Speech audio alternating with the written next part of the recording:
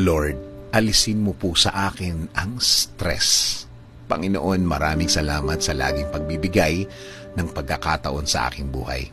Salamat sa mga unli na mga chances na hatid mo sa akin. Mga pagkakataon na pwede kong gamitin para mas maging mabuting tao.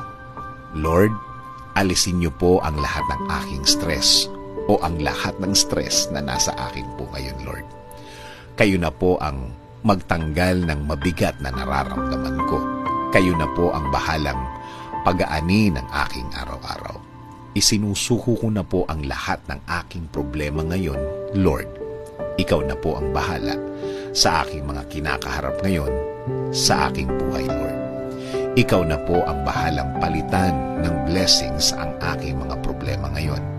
Panginoon, pakilagay na po ang mga bagay sa aking buhay na makakatulong po sa akin. Ilagay niyo na po ang mga taong pwedeng makatulong sa akin.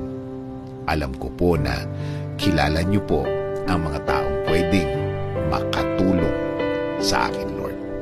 Lord, kasama din po ng dasal na ito, ilagay niyo rin po ang mga aral na kailangan kong matandaan, mga lessons na magiging gabay ko sa pagharap ko sa susunod na panahon. Ikaw na po ang mag-guide ng buhay ko, Lord. Ikaw na po ang bahalang i-direct ito kung saan niyo po gustong dalhin. Alam ko po na pinakamaganda ang iyong plano para sa aking buhay. Alam ko pong kayo lang ang makakabago ng aking sitwasyon.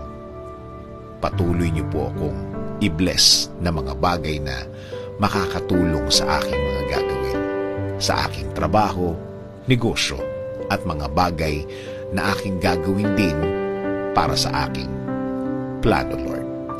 Ikaw na din po ang bahala sa aking pamilya. Gawin mo pong safe ang kanilang mga araw.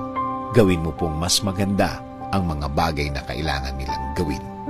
At Lord, gawin niyo rin pong safe ang kanilang mga pupuntahan. Ikaw na din po, Lord, ang magbigay ng mga blessings din na kailangan nila, Lord.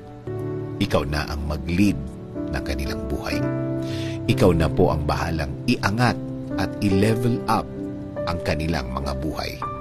Ikaw na din po ang gumitna sa aming relasyon na mas maging maganda, Lord. Salamat. Salamat sa mga ibibigay mo, Lord. Alam kong hindi ako mabibigo sa mga idinadasal ko sa inyo, Lord. At alam kong patuloy niyo akong babantayan sa lahat ng oras, sa lahat ng araw ng aking buhay. In Jesus' name I pray. Amen.